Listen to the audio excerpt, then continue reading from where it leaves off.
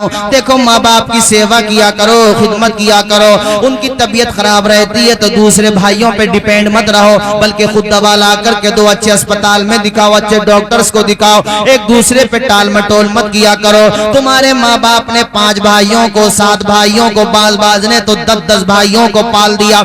मजदूरी की, फाके की, परेशानियां उठाई, रात में काम किया, दिन में काम किया, मगर अपने बच्चों को परेशान नहीं रहने दिया, भूखा नहीं रहने दिया। हर तरीके से तुम्हारी सेवा की, तुम्हारी खिदमत में लगे रहे, तुम पे शफकतों के फूल बरसाते रहे। आज उनका नंबर आया है तो तुम उन्हें बोझ मत समझना, बल्कि उन्हें खुदा की रहमत समझना। वरना याद रखो, जब माँ चली जाएगी, बाप चला जाएगा, माँ बाप का साया तुम्हारे सरों से उठ जाएगा। तब तुम्हें एहसास होगा, मेरे लिए रोने वाला कोई नहीं रहा, मेरे लिए रातों को इंतजार करने वाला कोई नहीं रहा। अगर तुम अमरोहा से आने में लेट हो गए, तुम्हारा मोबाइल स्विच ऑफ था, पूरी बस्ती वाले इंतजार करते रहे, रिश्तेदार भी इंतजार कर रहे हैं, दोस्तों अहबाब इंतजार कर रहे हैं, मगर 12 बजे तक सब सो जाते हैं। इंतजार करते करते चलो सुबह को देखेंगे।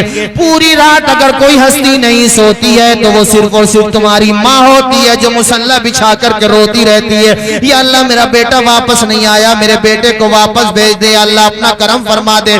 माँ का दिल इतना नरम होता है, इतना नरम होता है कि तुझे जरा सा बुखार भी आ जाए तो माँ की आंखों में पानी जारी हो जाता है, माँ रोने लगती है।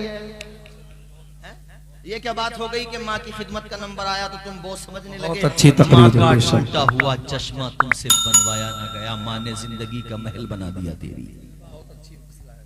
तुमसे माँ का टूटा हुआ चश्मा नहीं बनवाया गया। बाप बेचारा टूटा हुआ चश्मा लगा के घूम रहा है और तुम जलसों में सिर्फ नारे लगा रहे हो।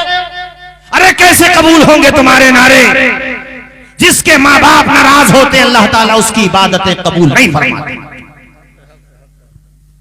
जलसे में रसीद मत कटवाओ, ये कारी यूनुस साहब का भी पैगाम है। अगर माँ बाप नाराज हैं तो पहले राजी करो, उसके बाद रसीद कटवाओ जलसे की। बेशक बेशक किसी मजार की हाजिरी कबूल नहीं जब तक माँ बाप तुमसे राजी ना हो जाएं। हक बात है। बेशक हमसे तो तुमने पूछ लिया कि हजरत खाना क्या खाओगे, उस बूढ़ी माँ से भी पूछा है, माँ तू क्या खाना खाएगा?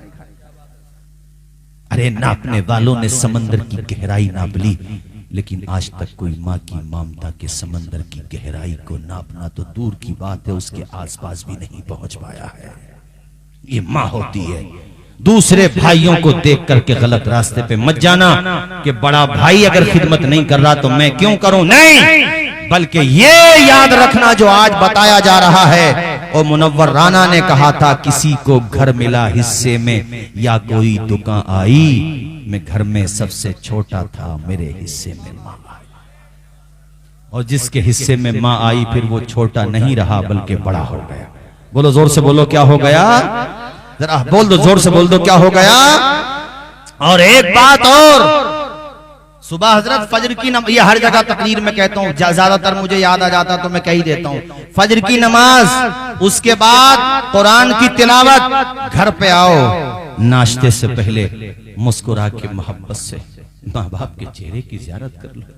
क्या पता ये फूल कब मुरझा जाएं और कब दागे मुफारकत दे जाएं और इनका साया हमारे सरों से हट जाए। उन्हें देख के मुस्कुरा के देख लो, मोहब्बत से देखो। हमारे हुजूर फरमाते, माँ बाप को मोहब्बत से देखो, अल्लाह हज मबरूर का सवाब अता फरमाता। और माँ बाप को देखने के बाद कहो, ए अंधेरे देख ले, मुंह तेरा काला हो गया। माँ ने आंखें खोल दी, घर में उजाला हो गया। उसके कदम दबा दो।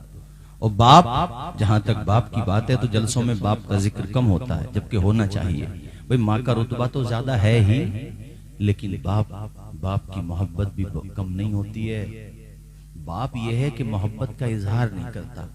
बाप ये सोचता है कि मैं ज्यादा घुल मिल गया तो इसके दिल से डर निकल जाएगा और ये गलत आदतों का शिकार हो जाएगा। वरना रही बात मोहब्बत की, तो ये जुमले कहना मेरे लिए बड़े मुश्किल होते हैं। मोहब्बत तो बाप को भी इतनी होती है कि जब कभी जिंदगी में तुम अस्पताल में एडमिट हुए थे तो माँ तो तुम्हारे करीब रो रही थी, बाप सामने तसल्ली देता था, लेकिन छुप करके तो बाप भी बहुत रोता था। वो कभी शाह विलायत के मजार पे जा रहा है, कभी शाह दरगाही के मजार पे जा रहा है, कभी उलमा के पास जा रहा है कि मेरे बच्चे के लिए अल्लाह की बारगाह में दुआ करो, अल्लाह उसे शिफा दे दे। और अगर संपत्ति बेचने की बात आई, इलाज इतना महंगा था कि संपत्ति बेचना थी तो ये तेरे बाप ही का कलेजा था कि 1 मिनट के लिए उसने नहीं सोचा कि ये मेरे 20 साल की कमाई हुई दौलत है। कहा बेटे तेरे लबों की मुस्कुराहट के लिए अपनी पूरी जिंदगी की कमाई बेच दूंगा, बस तू तेरे लबों की मुस्कुराहट सलामत रहना चाहिए। हमारे बुजुर्गों की आंखों में आंसू हैं। ये क्यों है इनकी आंखों में आंसू? क्योंकि इन्हें अपनी औलाद से मोहब्बत, अपने बच्चों से मोहब्बत है।